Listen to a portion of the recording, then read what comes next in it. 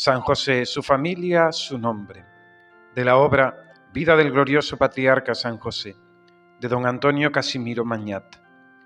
¿Quién fue San José? San José fue un grande y fiel siervo de Dios en la antigua ley, que mereció por su justicia ser elevado a la dignidad sublime de esposo de la Virgen Santísima y padre nutricio del Santo Niño Jesús. José era justo, dice el Evangelio, y esta cualidad atribuida a José por el Espíritu Santo es el elogio más eminente que hacerse puede de aquel patriarca tan excelso, porque la palabra justo, dice San Juan Crisóstomo, manifiesta un hombre perfecto en todas las virtudes. Esta es la misma opinión de Santo Tomás de Aquino y de todos los teólogos. ¿De qué familia fue oriundo San José? Descendía por línea recta de la ilustre estirpe de José, que dio a Israel el santo rey David, y que contaba entre sus abuelos a los venerables patriarcas del Antiguo Testamento. La Escritura dice que era de la casa de David, y amándole también hijo de este gran rey. José era pues de estirpe real, y hubiera sido rey si el cielo, irritado por los crímenes de su pueblo, no le hubiese castigado con la dura esclavitud. Pero si por su origen era noble, lo era más aún por sus espirituales y relevantes cualidades. Si José descendía de David según la carne, dice San Bernardo, es también evidente que se mostraba digno hijo de este gran santo rey, por su fe, santidad y devoción ardiente. ¿Quiénes fueron los padres de José? Dos evangelistas nos presentan su genealogía. Según San Mateo, su padre se llamaba Jacob. San Lucas dice ser Elí. Pero la opinión más común y más antigua es la que nos refiere Julio Africano, escritor del fin del siglo II de la era cristiana. Dice, pues, que según algunos parientes del mismo Salvador, Elí y Jacob eran hermanos uterinos. El primero había muerto sin hijos y Jacob se enlazó con la viuda para dar la sucesión según la prescripción de la ley. Y de este casamiento nació San José. Respecto de su madre, nada nos dice el Evangelio de su nombre. Sin embargo, algunos autores pretenden que pertenecía a una familia denominada Cleofás, debiendo también ser de la raza de David, porque los hebreos estaban obligados por la ley a casarse en su propia familia, y eran indispensables razones gravísimas para obtener el ser dispensados. ¿Qué significa el nombre de José? Este augusto nombre, según San Anselmo y San Juan Damasceno, quiere decir en hebreo abundancia, fecundidad, y ambos dos significados convienen de tal modo a San José y se han cumplido en él de una manera tan admirable que muchos padres de la Iglesia juzgan que fue el mismo Dios quien le dio este nombre bendito, y que inspirándole a sus padres, José quiere decir abundancia, y en efecto, bajo los auspicios de este santo patriarca, debía creer el Dios niño que debía venir a visitar la tierra estéril, herida con anatemas, y a esparcir en ella la abundancia de sus gracias y liberalidades. José quiere decir también fecundidad, aumento, porque fue por el niño Dios relevado de humillación y del olvido, y por consecuencia, ante los ángeles y los hombres, apareció con un aumento de gloria y de merecimientos. El nombre de José encierra, pues, un compendio histórico de este santo patriarca. Tenemos, por consecuencia, un poderoso motivo para que le supliquemos nos otorgue lo que su santo nombre significa. Roguémosle, pues, que vea con lástima nuestra alma pobre y estéril, y que para ella solicite el rocío celeste, para que se enriquezca y se fecunde. Supliquémosle que por sus cuidados el padre de familia logre una abundante cosecha, y que no falten obreros para recogerla. Pidámosle también que por su poderosa intercesión vea a la Santa Iglesia el aumento de su imperio y su dominación maternal, y que cuanto antes por su abundancia de misericordia y por el rápido progreso de la sociedad cristiana, no haya más que un rebaño y un solo pastor. ¿Qué nos recuerda el santo nombre de José? Este nombre divino presenta al alma una idea tan grata y dulce, que la conmueve tiernamente cuando la boca pronuncia. En efecto, Es el nombre augusto del siervo fiel y prudente, que ha establecido el Señor en su familia, para ser el sostén y el consuelo de su excelsa madre, su padre nutricio y su cooperador digno en la ejecución de sus misericordiosos designios sobre la tierra. Este nombre, dice el piadoso Gerson, es de aquel a quien la Madre de Dios, la Reina del Universo, llama a su Señor, a quien el Verbo hecho carne llama a su Padre y a quien obedece. Es el nombre de un pobre artesano que sufre sin murmurar los rigores de una condición ajena y que en lugar del palacio de David habita en la humilde cabaña de Nazaret, sin pretensiones de ambición ni envidia. Es el nombre de un patriarca localizado en una vida oscura, pero tan lleno de méritos y de ejemplos que nos da a cada uno la más perfecta regla de conducta, tan segura como cristiana.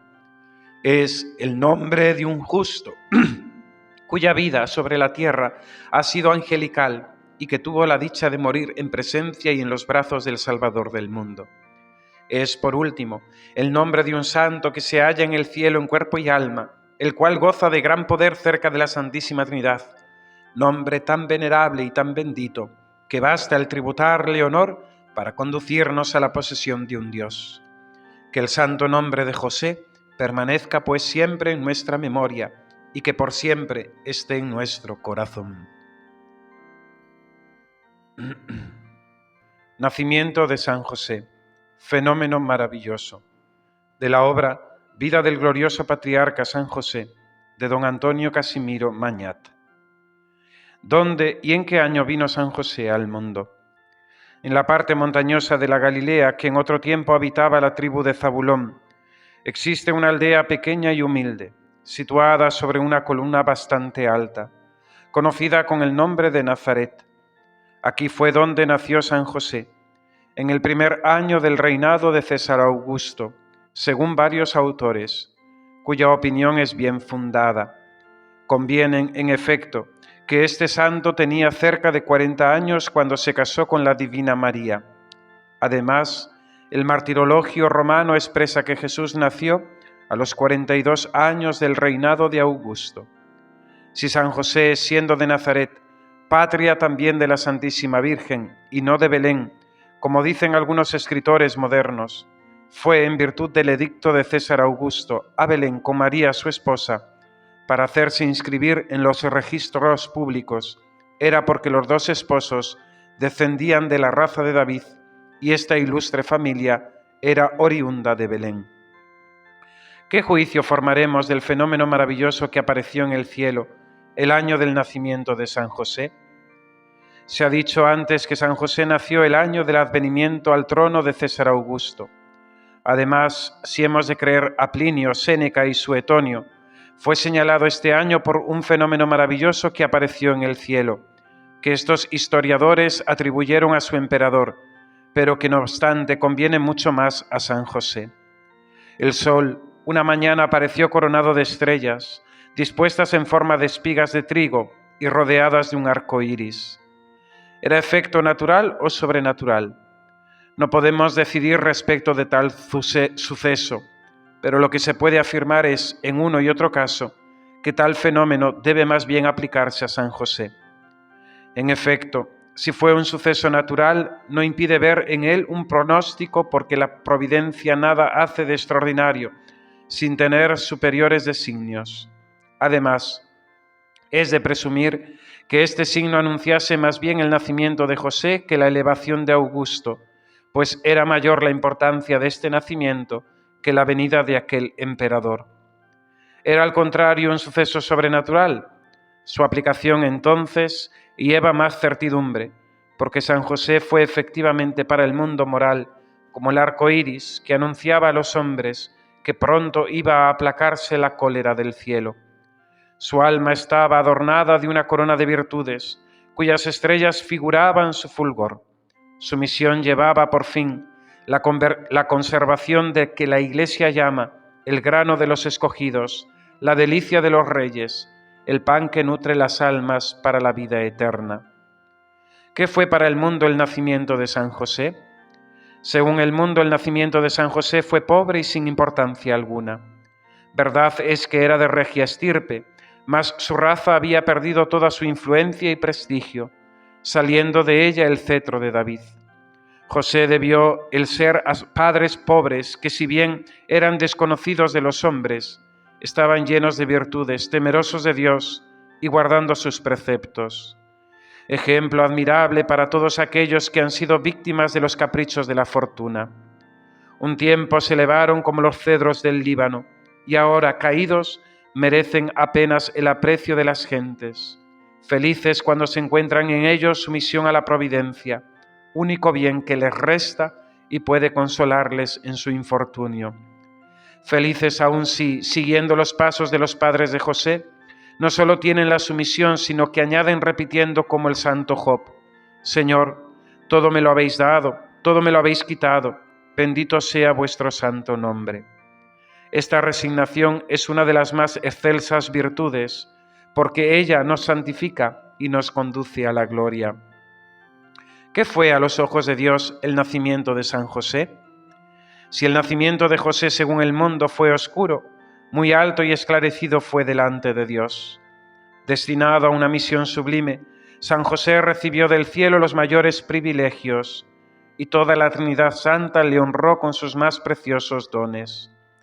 El Padre Eterno consideró con amor a este hombre que sobre la tierra debía ser la imagen de su autoridad y a quien iba pronto a someter a su Hijo único, este Hijo en quien él tenía todas sus complacencias. El Verbo Divino contempló con ternura a este feliz mortal, que reconociendo el poseer un Dios tierno, le tendría una afección tan ilimitada y previsora, exponiendo él mismo su vida para librarle del furor de sus enemigos. El Espíritu Santo se complació en ver el casto protector de su esposa, muy amada de esta augusta María, tan tímida, tan joven, a la cual era menester unir por prudencia un alma pura como la suya y un corazón constante en medio de los peligros. Nunca nacimiento, excepto el de Jesús y María, fue más grande ni más santo a los ojos de Dios que el del augusto y divino José. Santificación de San José, su juventud. De la obra Vida del glorioso patriarca San José, de don Antonio Casimiro Mañat. ¿Es cierto que San José fue santificado en el vientre de su madre? La Iglesia nada ha decidido respecto de esta cuestión, pero si nos referimos al dictamen de muchos teólogos distinguidos como Gerson, Canisio, Salmerón y otros santos y teólogos, diremos que San José fue santificado de la mancha original en el vientre de su madre. Además, todo nos guía a creer que esta opinión es verosímil, porque si San Juan Bautista obtuvo esta gracia como conveniente a su cualidad de precursor del Mesías, no lo era menos para el que debía tener cargos más importantes y más privilegiados con el Divino Salvador y su santa y augusta Madre. No lo era menos también para el que había merecido ser a la vez el esposo de la más pura de las vírgenes y el Padre custodio y nutricio del hombre Dios. Es muy creíble, pues, que salió del vientre de su madre enteramente libre de la mancha del pecado, adornado de la vestidura santa de la inocencia y enriquecido de las más raras virtudes. ¿Cuál fue la juventud de San José? Aunque la Escritura nada nos dice de la juventud de San José, nos es fácil, sin embargo, formarnos una idea de la vida de este santo patriarca durante sus más bellos años. Basta para esto considerar las expresiones de que se sirve el Espíritu Santo respecto de San José y la misión que le ha sido confiada por el cielo. Y en efecto, el título por excelencia que la Escritura da a San José es el de justo. Y si, como observa San Basilio, la justicia es la reunión de todas las virtudes, se debe concluir que la juventud de San José fue la de un santo. Fue escogido entre 1000 para servir de cooperador al gran misterio del amor de Dios, por ser el custodio del sagrado depósito de un Dios encarnado y guarda de la santa virginidad de María. ¿Cómo se puede dudar, pues, un solo momento de su fe viva, de su gran piedad, de su ardiente caridad durante su juventud? Y si es de creer ahora algunas tradiciones muy respetables, veremos que San José pertenecía a la secta de los esenios, secta religiosa que existía en la Judea en la época de la dominación romana. Los esenios hacían profesión de más austeridad en las prácticas legales que los otros judíos y hacían su principal ejercicio del estudio de la ley santa, del trabajo corporal y de las obras de caridad. Viendo San José los instintos virtuosos que animaban su alma, entró en esa secta que también secundaba sus deseos, pues que según refiere el venerable Beda, había hecho voto de castidad perpetua. Nos confirma en esta opinión el parecer de San Jerónimo, que afirma que San José no fue nunca casado antes que fuera el esposo de la Virgen María. ¿Cuál fue la profesión de San José? El Evangelio nos enseña que San José fue artesano, mas no nos dice su género de trabajo. Debemos, por consiguiente, buscar el auxilio de la tradición para dirigirnos en nuestras indagaciones. Algunos autores graves, como el venerable Beda y San Anselmo, piensan que San José trabaja en hierro. Que hubiese conocido el arte de fraguar, dice San Ambrosio, esto no cabe duda. Luego podemos presumir que todos los trabajos en este género de oficio que fueron necesarios para su casa salieron de sus manos y que él los fundó en alguna fragua de las cercanías. Aunque esto parece probable, no era, sin embargo, el verdadero oficio del santo patriarca. San Justino, que fue muy cercano de las primitivas tradiciones, refiere que San José fabricaba yugos y arados. La opinión generalmente recibida es la de atribuir a San José el oficio de carpintero. Hizo los muebles de la casa, el pobre tablado donde María tomaba algunas horas de descanso, y más tarde la cuna que debió servir al divino infante. ¿Cuál fue el genio y exterior de San José? Los santos nos pintan a José como a un ser superior por sus elevadas prendas. Desde su más tierna infancia se notaba en él un bello carácter, un elevado ingenio, un corazón noble y generoso, en fin, un ser apto para todo género de bien y capaz de las más sublimes virtudes. En su exterior había, según los santos, un no sé qué que inspiraba admiración y respeto. Su cuerpo era robusto, de bellas y acertadas proporciones. No se vieron más nobles facciones a causa de la serenidad celeste que no le abandonaba. San Bernardino de Siena asegura que se parecía algo a la Virgen, a aquella a quien el sol y la luna envidiaban su belleza. El piadoso Gerson nos dice que se parecía a Jesús, y Jesús era el más bello de los hijos de los hombres. Eusebio de Cesarea asegura que San José llamaba la atención por su extraordinaria belleza. San Agustín y San Ambrosio nos le presentan como el sol sobre la tierra y dicen que sus virtudes resplandecían como los astros en el firmamento. Parece, fuera de duda, que algo de divino se encontraba en toda su persona. Matrimonio de San José fue verdadero y virginal. De la obra Vida del glorioso patriarca San José, de don Antonio Casimiro Mañat. ¿Cómo fue llamado José a ser uno de los pretendientes a la mano de María? Cuando la joven María llegó a la edad de 14 años, los sacerdotes a cuya vista fue educada en el templo mismo pensaron darla a un esposo, mas se hallaron en un gran embarazo. Por una parte, habiéndose hecho admirable la joven María por sus aventajadas cualidades y excelsas virtudes, era indispensable que la elección fuera digna de ella y que tuviera lugar además en su propia familia, porque la ley así lo prescribía.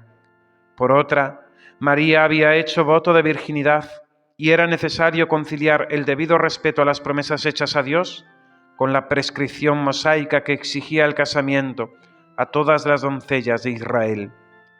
Después de un maduro examen, los sacerdotes, para conciliarlo todo, resolvieron el dar a María por esposo a alguno de sus parientes, que pudiera ser el más fiel custodio de su inmaculado y virginal candor.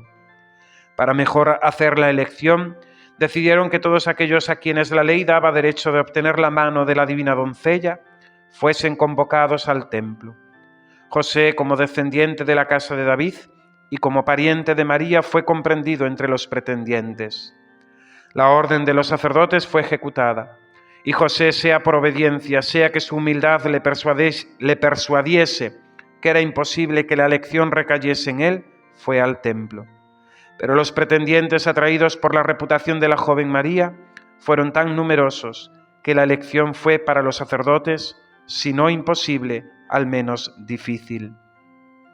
¿Cómo fue visiblemente designado José a los sacerdotes para ser esposo de María?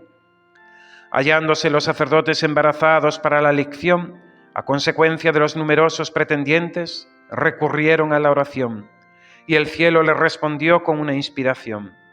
Esta decía que todos los jóvenes debían tener en su mano varas secas, y aquel cuya vara floreciese sería el elegido. La orden fue ejecutada, y puestos todos en oración, la vara de José floreció en sus manos, y una blanca paloma vino a colocarse sobre su cabeza.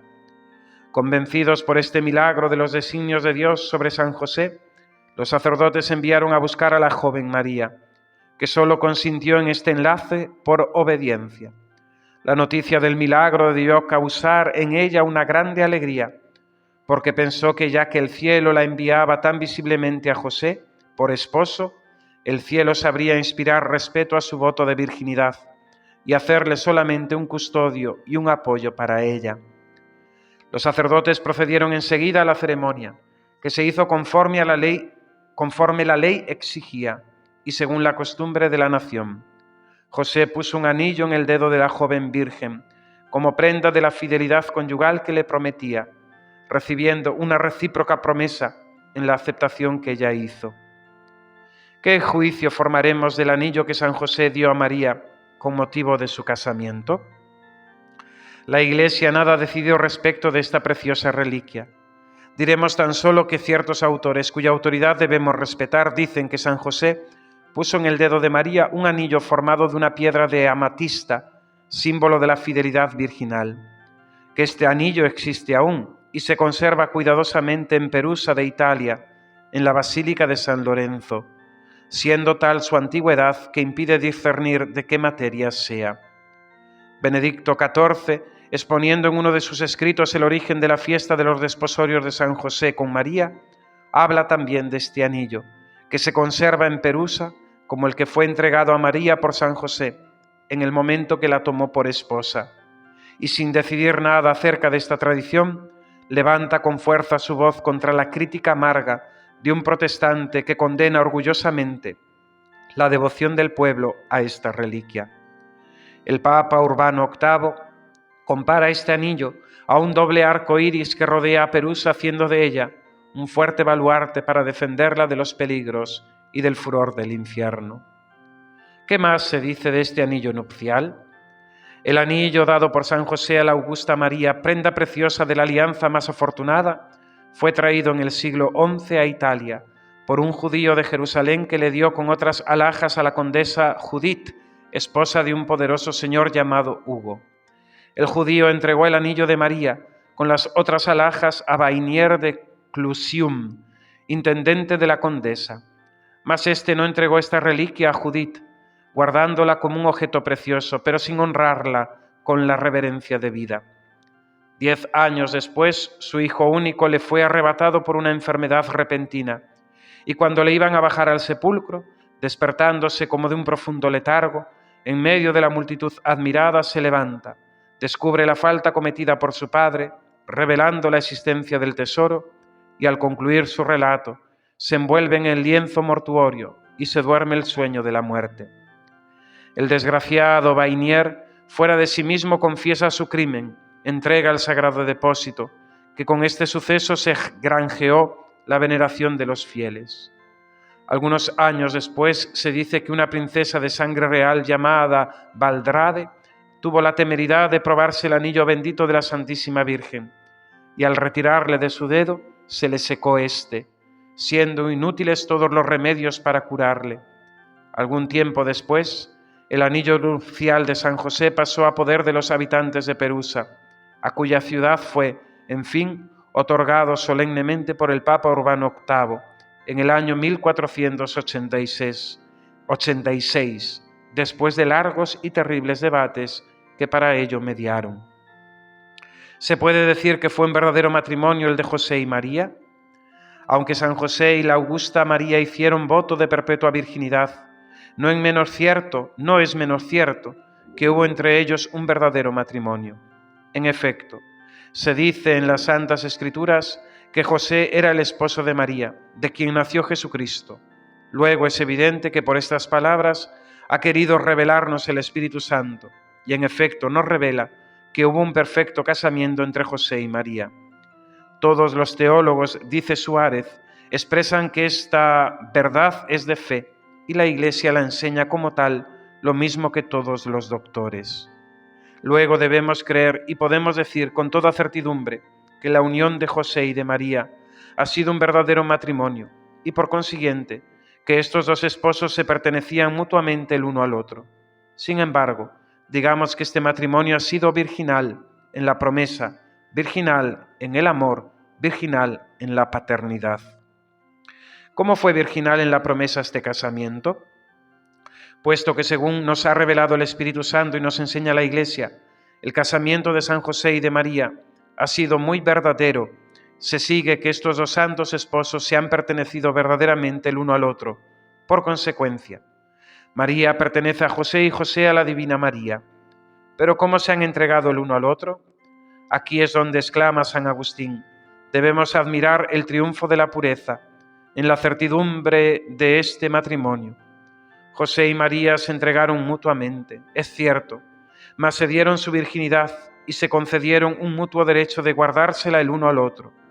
Luego María tuvo el derecho de guardar la virginidad de José y José el de guardar la de María. Ni el uno ni el otro pueden disponer de ella, y toda la virginidad de este casamiento consiste en guardar su santa virginidad. He aquí las promesas que les unieron, he aquí el tratado que les enlazó. Son dos virginidades que se enlazan para conservarse mutuamente el uno al otro, por una correspondencia de deseos púdicos. Tal es el nudo de este matrimonio, dice San Agustín, que es tanto más firme cuanto las promesas que en ella se hacen. Deben ser más inviolables porque son más santas. ¿Cómo fue virginal en el amor el matrimonio de San José? Es una verdad conocida que cuanto más puro es el amor y más espiritual y desprendido de la materia, es tanto más fuerte y más vehemente, porque el fuego de la concupiscencia encendido en nuestros cuerpos no puede igualar jamás a los ardores de los espíritus unidos por el amor de la pureza. Y por tanto, ¿hay alguien que pueda decir cuál fue el amor conyugal de José y María? Porque en ninguna parte ha sido este amor espiritual tan perfecto como en este santo matrimonio. En esta unión, el amor es santo, espiritual y celeste, pues todas sus llamas y todos sus deseos tienden a conservar la virginidad. Se aman entre sí y en su grande amor aman su mutua virginidad. José ama a María sobre todo lo que decir se puede, pero lejos de nosotros el pensar que el objeto de su amor eran los dones de la naturaleza con que María se hallaba adornada, o en otros términos, la belleza mortal que la hermoseaba. No, lo que José amó en María era la belleza oculta e interior, cuya virginidad forma el principal adorno. Era pues la pureza de María el objeto del amor de José, y cuanto más amaba esta pureza, más quería conservarla, primero en su santa esposa y después en sí mismo, por una perfecta conformidad del corazón.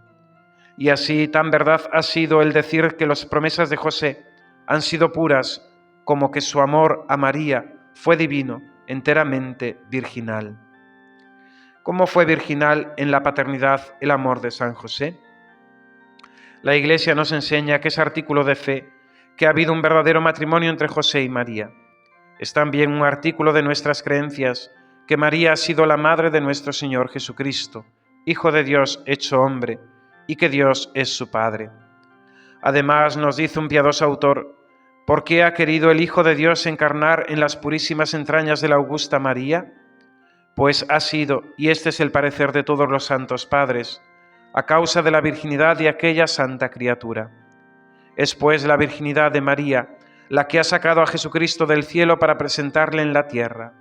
Jesucristo es la flor sagrada que encerró la virginidad, el fruto feliz que la virginidad produjo. Y San Fulgencio nos lo dice formalmente. Sí, dice, Jesús es el fruto, el adorno, el precio. Jesús es la recompensa de la santa virginidad. Luego debemos concluir con Bossuet, que así como todos debemos creer que es la virginidad de María la que la hace fecunda, no debemos temer el afirmar que José tuvo parte en este gran milagro. En efecto, si esta pureza angélica es el bien de la Divina María, es el depósito mejor, es el bien del justo José, su casto esposo, porque María pertenece a José por su matrimonio y por los castos cuidados con que la ha conservado. Así pues, teniendo José tanta parte en la virginidad de María, así también la tiene en el fruto que llevó la misma por cuya causa Jesús es hijo de José, no verdaderamente según la carne, sino según el Espíritu, por la alianza virginal que tuvo con la Madre, por lo cual diremos con razón que el matrimonio de José fue virginal respecto de la paternidad. ¿Qué consecuencia legítima se podrá deducir del verdadero matrimonio entre José y María? Si la unión entre José y María ha sido un verdadero matrimonio, podemos deducir dos consecuencias muy gloriosas para el Santo Patriarca. La primera es que San José desde su nacimiento ha debido hallarse colmado de gracias y de méritos, y en efecto, si María ha sido saludada llena de gracia, y si de sus castas entrañas debía nacer el autor de ella, ¿no es evidente que San José ha debido estar colmado de gracia? La segunda es que San José ha debido ser y fue siempre virgen. Si María, en efecto, no obstante su maternidad, no ha cesado jamás de ser virgen, si además su virginidad atrajo a Jesucristo a sus castísimas entrañas, si el Salvador ha amado a San Juan con un amor de predilección y le confió a su Santa Madre porque era virgen, ¿no debemos concluir también y creer, en contra de lo que ciertos autores dicen, que San José siempre fue virgen? Sí, podemos decirlo, porque el cielo le ha escogido para ser el custodio de la virginidad de María y el padre adoptivo de Jesús.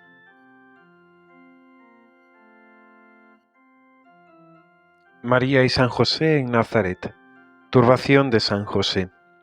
De la obra Vida del glorioso patriarca San José, de don Antonio Casimiro Mañat. ¿A dónde fueron a parar José y María después de la celebración de su matrimonio? Después de la celebración de su santo matrimonio, José y María partieron para Nazaret, su patria, y establecieron su estancia en una casa que pertenecía a la Santísima Virgen. Su unión fue desde luego, a no dudarlo, santa y perfecta. Es muy difícil encontrar en el mundo matrimonios verdaderamente felices. Sucede todo lo contrario con frecuencia, porque la desconfianza y la enemistad envenenan la existencia de los esposos, porque de ellos se ausenta la virtud, la paciencia y el valor. Pero en la unión de José y de María nada de eso ocurre. En ella, por el contrario, resplandecen todas las virtudes. Todas se hallan reunidas en la casa humilde de Nazaret. La oración, el trabajo y el descanso estaban arreglados perfectamente. Debemos creer también que la inteligencia y las atenciones recíprocas reinaban sin alteración. Tenemos además bastantes pruebas de los nobles sentimientos de María en muchas ocasiones, y la Escritura nos da una idea bastante sublime de San José para concebir un perfecto y grandioso cuadro de aquella alianza. Así podemos considerar con un piadoso autor a estos dos esposos santísimos como dos instrumentos perfectamente acordes que forman la más dulce armonía. San José puede ser verdaderamente llamado el Padre de Jesucristo. Aunque la concepción milagrosa de Jesucristo fue por obra del Espíritu Santo, no obstante diremos que José era verdaderamente el Padre del Salvador, y esto por muchas razones. La primera, porque el Padre Eterno había cedido en la tierra todos sus derechos a José sobre su Hijo único, siendo por tanto José quien le impuso el nombre de Jesús, quien le circuncidó, quien le presentó en el templo y le condujo todos los años a Jerusalén. La segunda, porque le preservó del furor de Herodes, conduciéndole a Egipto. Le llevó a Nazaret para evitar la crueldad de Arquelao, que durante 3 días le buscó después de haberle perdido. José es quien le alimenta, quien le cuida, quien le alberga, quien le ama con todo su corazón, de verdadero padre. La tercera es que José era verdaderamente esposo de María. María debe pertenecerle en toda propiedad, y por consiguiente también el niño que dio a luz, en virtud del derecho que lo que está plantado o nace sobre el terreno de otro, pertenece a su dueño. Ved aquí el razonamiento de San Francisco de Sales. Si una paloma dice con sublime sencillez este gran santo, llevando en su pico un dátil, le deja caer en un jardín en el que nace una palma, ¿no se dirá que esta palma pertenece al dueño del jardín? Luego Jesús, divina paloma, cuyos frutos deliciosos alimentan al mundo entero, pertenece a José, porque sembrado por el Espíritu Santo, ha germinado en el seno de María, jardín cerrado del que José era dueño. ¿Qué dote llevó María a San José con motivo de su matrimonio? María, a pesar de no ser rica, llevó algunos bienes que había heredado de sus padres. Sus primeros cuidados a su llegada a Nazaret fueron, según María de Ágreda, a tomar las disposiciones que creyó más convenientes. De acuerdo con su esposo, hizo 3 partes de todo cuanto poseía, en la forma siguiente: una que fue ofrecida al templo, otra distribuida a los pobres, y la tercera que entregó a San José para que la empleara en las necesidades comunes. El dote temporal de María no fue brillante, según el mundo, pero entregó a San José bienes inapreciables en el orden espiritual. Estos bienes eran, en resumen, primero, un inmenso tesoro de gracias divinas; segundo, la afluencia de bienes celestiales; y tercero, el imperio de todo el universo, porque Dios, por toda la eternidad, erigió a María en soberana del mundo. Es lo que la Iglesia nos enseña atribuyendo a María ciertos pasajes del libro de la sabiduría, en los cuales Salomón estableció su soberanía. Habladnos de la turbación de José en el embarazo de María. María, después de una ausencia de 3 meses pasados en casa de su prima Santa Isabel, volvió a Nazaret con su esposo José, dejando a la naturaleza el cuidado de hacer conocer lo que le había sucedido en sí misma, y al cielo el cuidado de justificarla. Reunidos aún bajo el mismo techo, los 2 santos esposos vivían como antes de la partida de María, en la más profunda paz y en una alegría sin igual, cuando una circunstancia vino sino a afligir, al menos a probar, el corazón de José. María, en efecto, había llegado hacía poco, cuando su esposo se apercibió, sin que pudiera tener género alguno de duda, que estaba encinta, y se turbó. Resolvió, desde luego, nos dice la Escritura, separarse de ella, e iba a poner en práctica su resolución, cuando un ángel se le apareció en sueños y le dijo: José, hijo de David, no temas el permanecer con María tu esposa, porque lo que en ella existe es obra del Espíritu Santo. Parirá un hijo a quien pondrás por nombre Jesús, que quiere decir Salvador, el que remediará a su pueblo y borrará los pecados del mundo. ¿A qué motivo se atribuirá a la turbación de José su resolución de abandonar a María? Si José se turba por la preñez de María, si resuelve separarse de ella secretamente, lejos de nosotros la idea de creer que José sospechase culpabilidad en su esposa. ¿Y cómo podría creerla culpable, él, que conocía también la belleza de su alma, su perfecta pureza y las otras virtudes y las altas virtudes con que el cielo la había adornado? Él, que no podía dejar de admirar su rara modestia y su incomparable prudencia. La determinación de José debe, pues, ser atribuida a otro motivo más digno de este santo patriarca. Luego, este motivo no es otro sino su profunda humildad. Asegurado de la preñez de su esposa y no teniendo ninguna duda de su santidad, José se persuadió de que era la Virgen que Isaías había anunciado y que el niño que llevaba era el Hijo de Dios mismo. ¿En qué está basada la opinión que atribuye a la humildad de San José su resolución de abandonar a María? La conducta de San José en esta circunstancia y la profunda caridad que debemos suponer existía en él son razones más que suficientes para probar que la opinión que atribuye a la humildad de José la determinación de abandonar a María es la única verdadera. Como José tenía un carácter excesivamente dulce, no se atrevió en semejante caso a preguntar nada a María, al menos para salir de su duda. No lo hace, pues no la dirige la más mínima observación, ni mucho menos la hace verter lágrimas. Además, abandonar a María en esta circunstancia no hubiera sido un acto de un corazón grande, generoso y profundamente caritativo, porque o había dudado en San José, o había duda en San José, o certeza de la culpabilidad de María. Si había duda, José debió salir de ella antes de decidirse a abandonarla. Si tenía certeza, entonces debía su caridad, si no obligarle a quedarse con María, al menos inclinar su corazón al perdón y no exponer de nuevo a su esposa. Esta es la opinión de un gran número de santos. San Basilio dice que José, juzgándose indigno de ser esposo de una mujer tan perfecta y tan privilegiada, creyó debía abandonar su estancia. San Jerónimo usa poco más o menos del mismo lenguaje.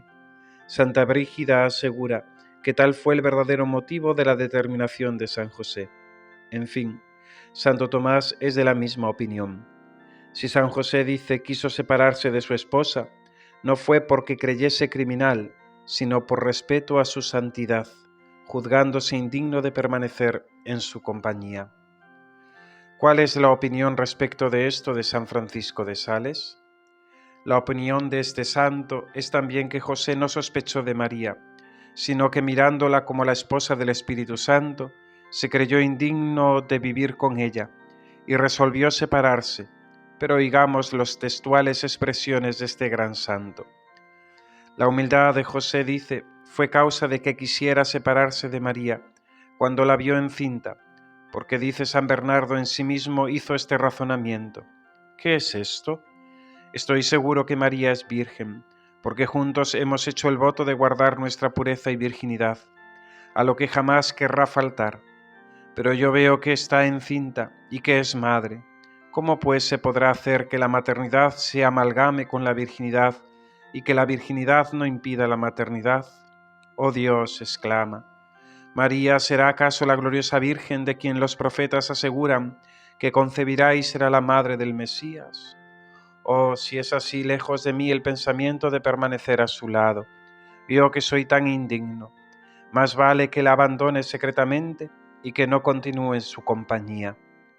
Sentimiento de humildad admirable, dice San Francisco de Sales, y que fue causa de que San Pedro, transportado de semejante opinión de humildad, exclamara en la barca en que se encontró con Jesús: Señor, apartaos de mí, porque soy un pobre pecador.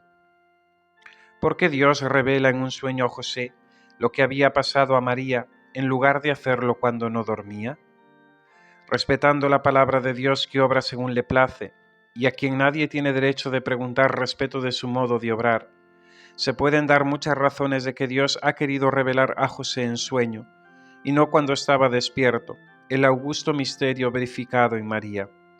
Razones que pueden servirnos de útiles instrucciones.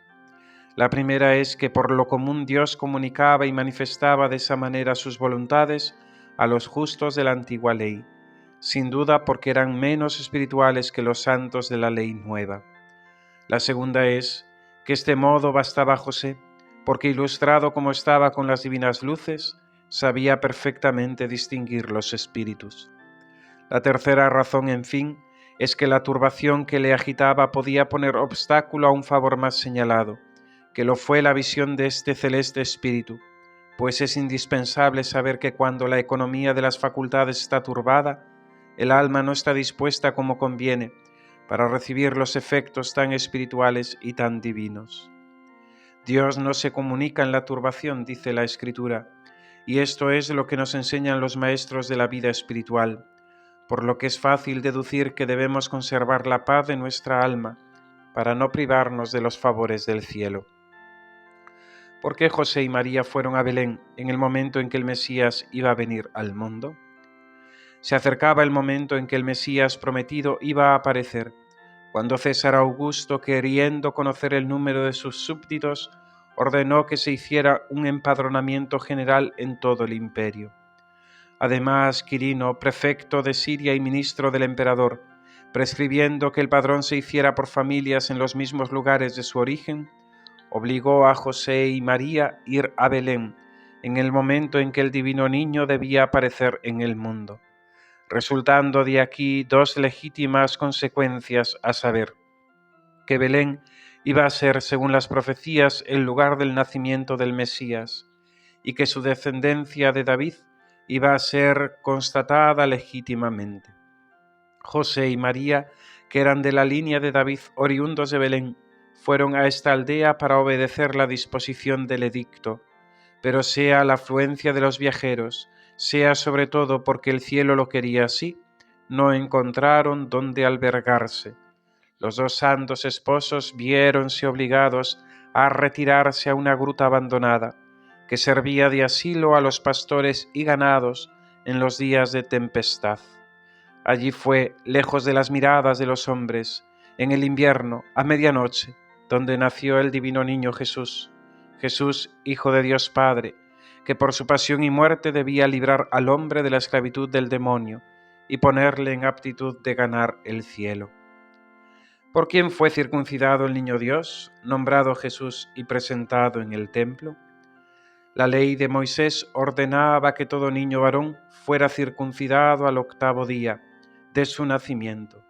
Fue pues José el ministro en esta sangrienta ceremonia, como lo afirman San Epifanio, San Efrén, San Bernardo y un gran número de otros santos. Y además todo nos inclina a creer que fue así, observado que no obligaba la ley a llevar los niños al templo y que el empadronamiento detenía a José en Belén, no permitiéndole satisfacer este piadoso deber. Él fue quien, por obedecer a las órdenes que había recibido del cielo, impuso un nombre al niño, llamándole Jesús, nombre de esperanza sobre todo nombre, nombre que el cielo, la tierra y los infiernos adoran, nombre, en fin, que alegra a los santos, consuela a los hombres y hace temblar a los demonios. Fue José también quien en Jerusalén, donde había ido con María para obedecer a los preceptos del Levítico, rescató al niño Jesús mediante 5 siclos de plata, ofreciendo 2 tórtolas en sacrificio. Huida de José a Egipto, su vuelta a Nazaret. ¿Por qué se refugió José en Egipto? Herodes, engañado por los magos y temiendo que el niño que iban a adorar fuese un día el que le echara de su trono, dio orden de asesinar a todos los niños de menos de 2 años que se hallaran en Belén y sus alrededores, creyendo que por estas medidas el niño que había nacido y que le habían dicho que era el Mesías sería incluido en el asesinato y no escaparía a su venganza. Pero el cielo velaba por su conservación, y mientras que Herodes meditaba su cruel designio, un ángel se apareció a José en sueños y le dijo: «Levantaos, tomad al niño y a su madre, huid a Egipto, y permaneced allí hasta que se os ordene volver, porque Herodes se dispone a buscar al niño para hacerle morir». Y José, añade la Escritura Santa, se levantó al punto, huyó con el niño y su madre, y se retiró a Egipto. Luego, si José huye de su querida patria y conduce a Jesús y a María a Egipto, es por obedecer las órdenes del cielo, es para evitar que el niño que le ha sido confiado caiga bajo los golpes del furor de Herodes. El lugar del destierro está muy distante. Hay cerca de 140 leguas del país natal. El viaje será por consecuencia pesado. Durará cerca de 15 días. No importa. El cielo habla. El niño está en peligro y José obedece. ¡Qué fe! ¡Qué obediencia! ¿Qué partida de ladrones era la que José, María y José encontraron en su ida a Egipto?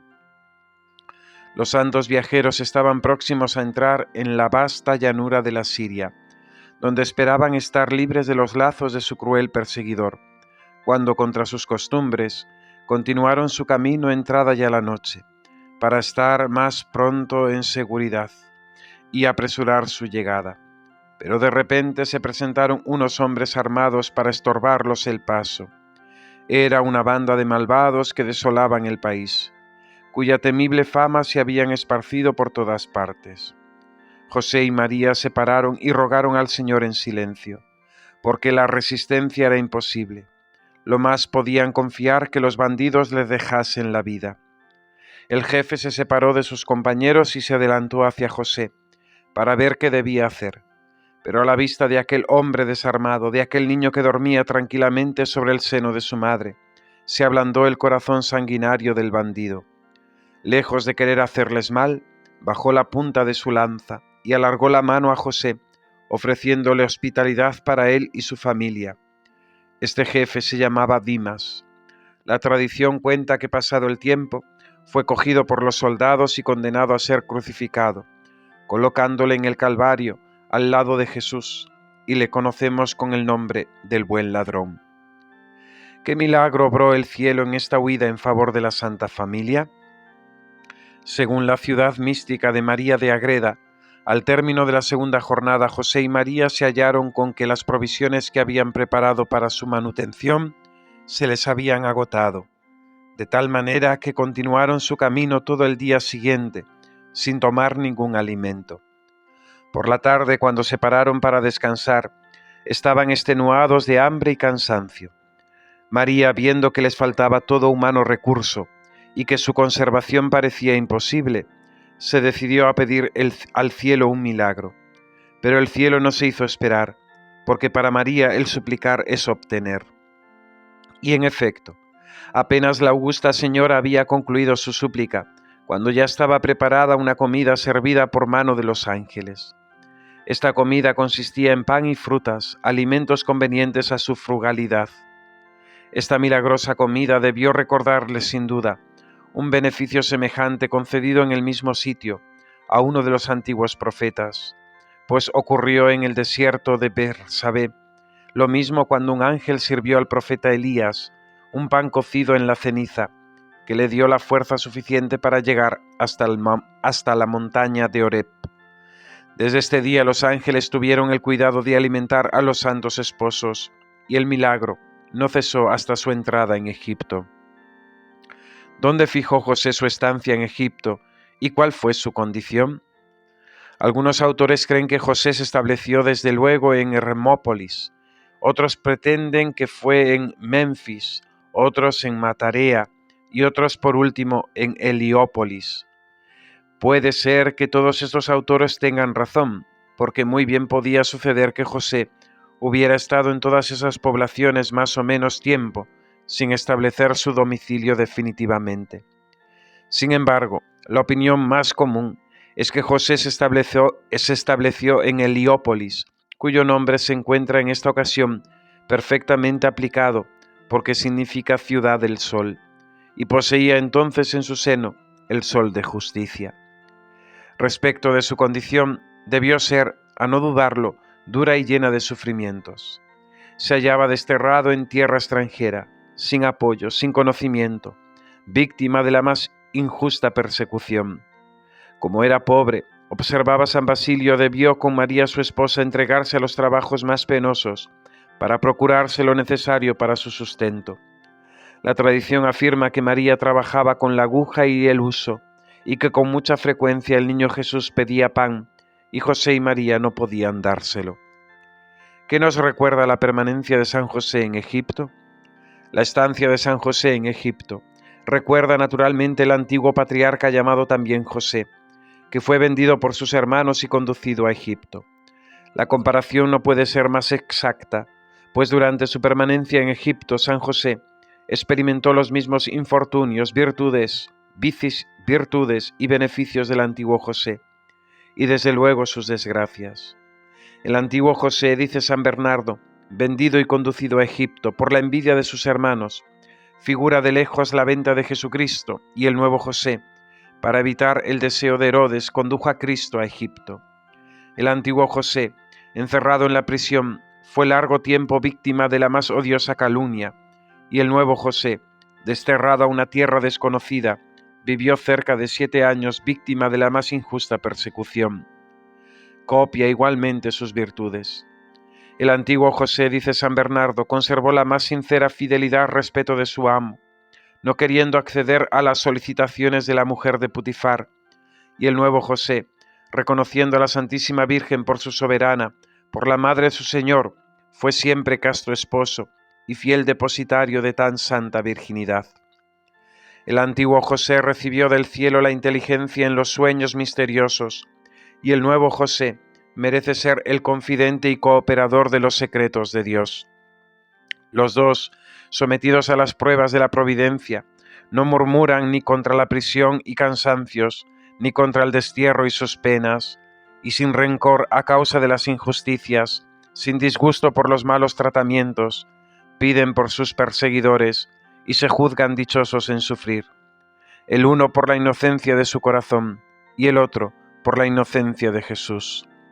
San José copia en fin los beneficios del antiguo José, y en efecto, el antiguo José continúa a San Bernardo, conservó el trigo no para él, sino para todo el pueblo, y el nuevo José recibió en depósito tanto para sí mismo como para el mundo entero, el pan vivo bajado del cielo.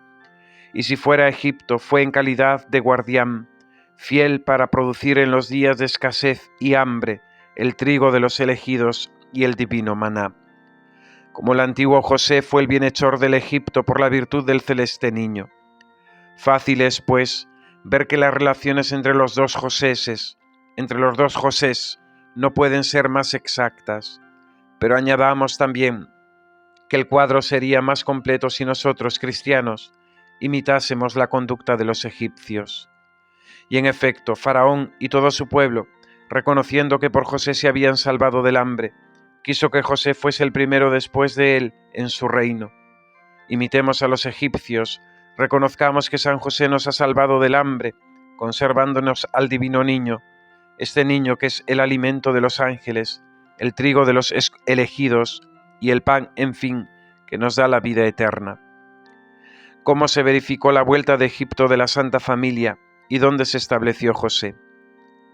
Hacía cerca de 7 años que José se hallaba en Egipto, cuando murió el anciano Herodes, este príncipe cruel y sanguinario, que hizo perecer muchos miles de niños del país de Belén, y de cuyo furor había sido sustraído el santo niño Jesús con la huida a Egipto. A la muerte de este tirano ya no había por qué temer, por lo que el ángel se apareció de nuevo a José y le dijo: José, levantaos, tomad el niño y su madre, y volved a la tierra de Israel, porque los que buscaban al niño para hacerle perecer no existen en el mundo. José obedeció y se puso en camino hacia su tierra natal, pero antes de entrar en la Judea, supo que Herodes había sido reemplazado por su hijo Arquelao, que era también muy cruel. Inquieto con esta noticia e instruido de nuevo por el ángel, no entró en Judea, sino que tomando un camino a través de la tribu de Dan y la de Isaacar, en la Galilea inferior, la costa del Mediterráneo, dejó a Jerusalén a la derecha y llegó a Nazaret, cuna y asilo de la inocente María. ¿Cuál fue el dolor de José por la pérdida de Jesús en Jerusalén? Había una ley en la antigua alianza que obligaba a todos los judíos a comparecer 3 veces al año delante del Señor en su templo, para celebrar las fiestas de Pascua, la de Pentecostés y la de los tabernáculos, llevando al mismo tiempo una ofrenda. Pero esta ley no obligaba sino a los hombres. Las mujeres estaban exceptuadas de ella atendiendo a su debilidad. Luego que Jesús llegó a los 12 años, sus padres resolvieron llevarle consigo a Jerusalén con motivo de la fiesta de Pascua. Cuando terminó el 7º día, José y María se pusieron en camino para Nazaret, pero Jesús, en lugar de seguirlos, se quedó en Jerusalén. Hasta la tarde del primer día de viaje no le echaron de menos, le buscaron al instante entre sus parientes y amigos, pero no viéndole, se volvieron a Jerusalén, donde después de 3 días de angustia y pesquisas infructuosas, le hallaron en el templo sentado en medio de los doctores, a quienes escuchaba y les preguntaba. Pintar cuál fue el dolor de José en esta circunstancia es imposible, porque José tenía a Jesús un amor de padre superior a toda expresión. Orígenes llega a decir que José y María fueron en esta ocasión tratados hasta con rigor, y que su alma sufrió más que todos los mártires juntos. Pero lo que afligía el corazón de José y de María, según Orígenes afirma, es que en su humildad creían que Jesús les había abandonado como indignos de su presencia, de sus caricias y de su intimidad.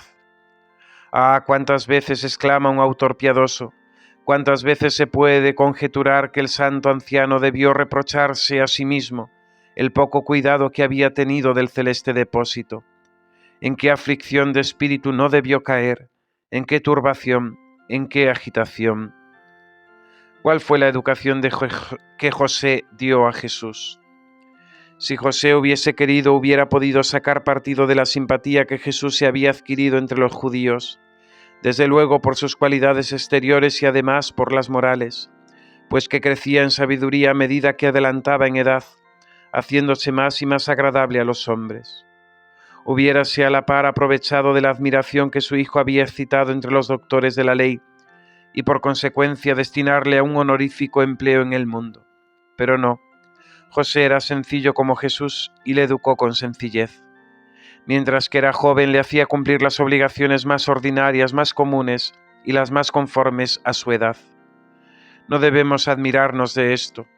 Jesús, en efecto, ha dicho de sí mismo que había venido al mundo para servir y no para ser servido. Por otra parte, no leemos en parte alguna que José y María hayan tenido criados. Eran semejantes a los pobres, cuyos hijos son los que sirven. Esta era la creencia de San Buenaventura y del piadoso Gerson, que nos enseñan al Salvador del mundo prestándose en la casa de Nazaret a los más bajos oficios, lo que reveló a Santa Brígida la Santísima Virgen. Cuando Jesús fue mayor, José le aplicó a su profesión, haciéndole carpintero. Y es tan verdadero esto que se citaban aún en los primeros tiempos de la Iglesia los yugos que había hecho. La tradición lo ha conservado, esto, en los más antiguos autores. Y ahora, ¿dónde están, diremos con Bossuet, dónde están aquellos que se quejan cuando sus empleos no corresponden a su capacidad, o mejor aún a su orgullo?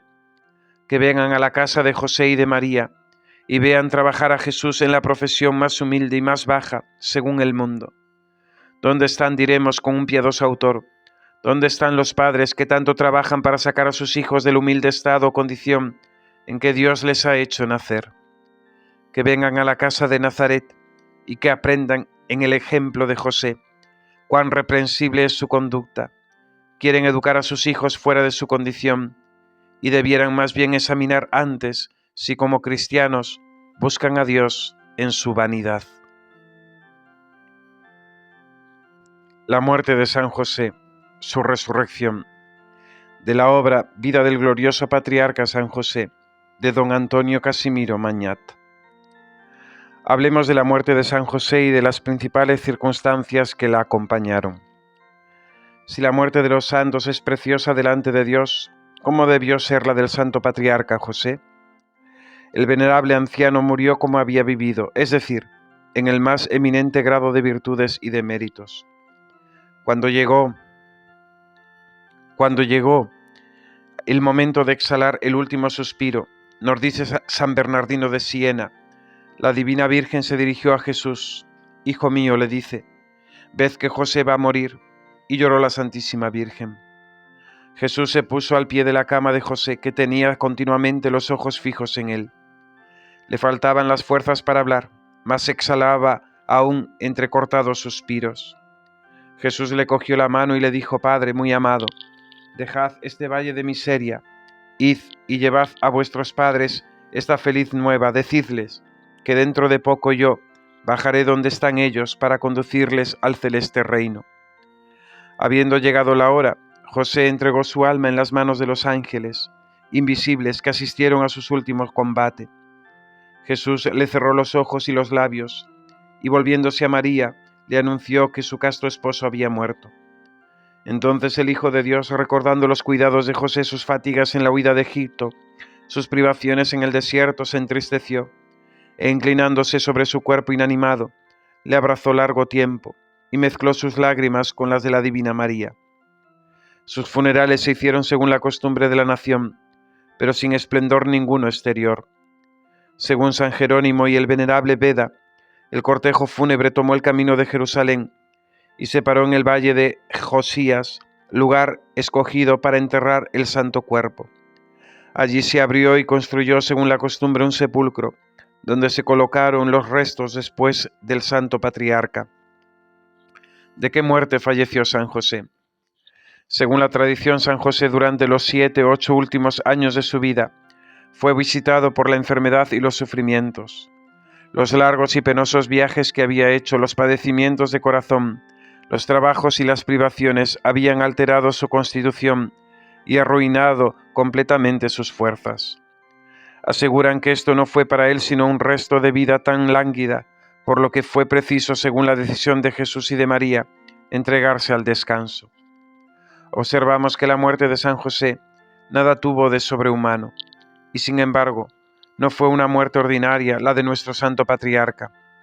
Los males y las enfermedades intervinieron, no para producir la disolución de su vida, sino para concluir de embellecer su corona y completar su eterna fortuna. Cuando llegó el tiempo de terminar su bella y santa vida, el mal debió alejarse y dejar obrar al amor. Tal es al menos la opinión de muchos autores distinguidos por su ciencia y virtudes, y tal es el sentir de San Francisco de Sales y San Ligorio. ¿Y cómo hubiera podido morir José de otra manera, exhalando su último suspiro en los brazos de Jesús y de María? Había vivido de amor y debió morir por amor. El corazón de José era un foco ardiente de fuego que no se consumía y pudo llevarlo durante una larga vida, porque las llamas de este corazón se escapaban por sus servicios como por otras tantas aberturas. Pero cuando estas vías se cerraron en un corazón tan activo, su corazón debió derretirse como la cera. Así podemos afirmar con toda seguridad que la muerte de San José fue como la de su santa esposa, una muerte de amor.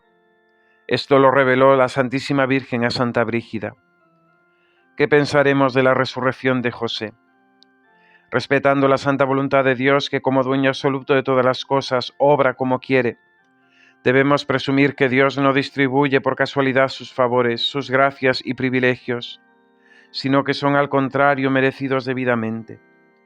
Luego, si es así, tenemos todos los motivos para creer que San José fue el número de los muertos que resucitaron con Jesucristo, y es lo que nos enseñan casi todos los doctores. ¿Cuáles fueron en efecto las razones que determinaron al Salvador en la elección de los muertos que quiso restituir a la vida? ¿Fue determinado por su propio amor? José debió pues ser escogido el primero, porque de todos sus servidores fue él a quien más amó. ¿Miró al amor que sus santos le profesaron? José debió presentarse en primera línea, porque el más amado de los hombres debió ser el más amante, y desde luego su vida está terminante para que sirva de testimonio. Escogió con preferencia a aquellos que había tenido relaciones estrechas con su santa humanidad. El derecho de José fue en este caso incontestable, en virtud de su alianza con María y de su cualidad de padre adoptivo del Niño Dios. Es verdad que las Escrituras no nos dicen si estos resucitados murieron de nuevo o acompañaron a Jesucristo en su gloria, pero puede haber duda respecto de esto, y cómo en efecto podrían ver un favor en una resurrección seguida de una nueva muerte. Si la muerte es un castigo, como nos enseña la Escritura, morir 2 veces es ser doblemente castigado. Es cierto que las almas de los santos salieron del limbo gloriosas e inmortales, pero como nos dicen San Ignacio, San Hilario y San Jerónimo, un alma no puede separarse de su cuerpo sin dolor, y el dolor es incompatible con la bienaventuranza. Luego podemos concluir que San José está hoy en cuerpo y alma en el cielo, y no temamos añadir que esta resurrección, que esta exaltación de San José fue digna del Salvador, gloriosa para San José y favorable a los hombres. ¿Cómo fue digna del Salvador la exaltación de José? Si alguno merecía resucitar con el Salvador y acompañarle en cuerpo y alma al cielo para honrar su glorioso triunfo, era seguramente San José. Era justo que José, dice San Bernardino de Siena, después de haber vivido familiarmente en la tierra con Jesús y María, reinase como ellos eternamente en el cielo en cuerpo y alma. Es dulce oír el lenguaje sencillo de San Francisco de Sales, que quita la más mínima duda respecto de esto. Hace hablar así San José a Jesús visitando el limbo. Acordaos, oh Jesús, que cuando vinisteis del cielo a la tierra, yo os recibí en mi estancia, en mi familia, y que apenas estuvisteis en el mundo, y os recibí en mis brazos. Ahora que vos debéis ir al cielo, conducidme con vos. Os he recibido en mi familia, recibidme ahora en la vuestra. Yo os he llevado en mis brazos, llevadme en los vuestros. Y así como tuve cuidado de alimentaros y conduciros durante el curso de vuestra vida mortal, tened ahora cuidado de mí y conducidme a la vida eterna. Era pues digno del Salvador de los hombres que su Padre adoptivo recibiese este honor supremo, que sólo podía hacer su exaltación perfecta. Pero si eso era digno del Salvador, creamos que el Salvador lo cumplió. Sigamos pues a José con nuestras miradas y alegrémonos de su triunfo. ¿Cómo la exaltación fue gloriosa para José? El triunfo del antiguo José es a los ojos de los santos la figura del esplendor celeste del nuevo José. El Salvador dijo al segundo, como Faraón al primero: Yo os escojo desde hoy para reinar sobre todo mi imperio. Yo no tendré sobre vos sino el trono y la cualidad de rey. Quiero que todo el mundo doble la rodilla delante de vos y que todos os reconozcan como depositario de mi poder. Al mismo tiempo fue investido de una gloria inmensa. El Señor, dice San Gregorio Nacianceno, colocó en él como en un sol las luces de todos los santos, y le dio, como refiere el piadoso Bernardino de Siena, una de las llaves del paraíso, reservando la otra para su madre, y queriendo que en adelante no entrasen en el cielo sino por su poderosa mediación.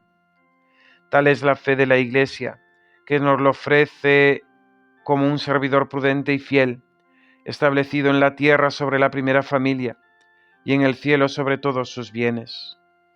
Es fuera de duda, dice San Bernardino de Siena, que nuestro Señor no le rehusó en el cielo la familiaridad y el respeto con que le honró en este mundo, como un niño a su padre, sino que al contrario, fue todavía más afectuoso y más adicto.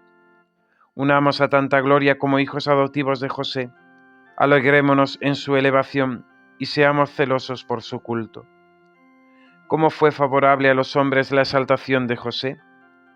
Así como la gloria de José fue un homenaje a sus méritos, del mismo modo el poder con que Dios le honró es un recurso en nuestras necesidades.